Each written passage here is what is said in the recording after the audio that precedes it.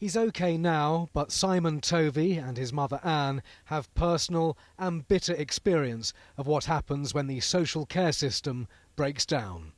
I can't describe how seeing your child physically and emotionally abused when you're powerless to stop it, knowing that they'd suffered for a considerable period of time.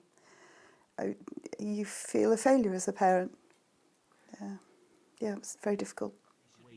Simon was one of the main victims of abuse at the now notorious Winterbourne View home for vulnerable adults near Bristol.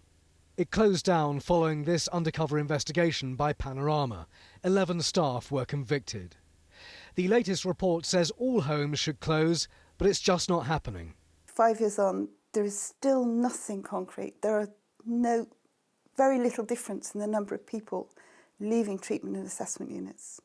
And that is not good enough. The official review of social care says a commissioner should be appointed to protect people with learning disabilities. Stories they told me of physical restraint, of seclusion and over-medication were pretty appalling. People who had suffered broken shoulders, broken arms through that physical restraint. It is not an acceptable way in which we care for people with learning disabilities. It is unnecessary. Simon's story has a happy ending. With much home help, he now lives in his own bungalow. But Anne fears their experience is being repeated. I'm sure it probably is. I'm sure it probably is.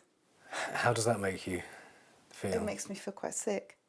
Asylums and institutes were something that was supposed to have been taken out of our society many years ago. They should not still exist, whatever form they're in. It's been a long and bitter journey, but families like Anne and Simon will not rest until lessons really are learned. Simon Vigar, 5 News.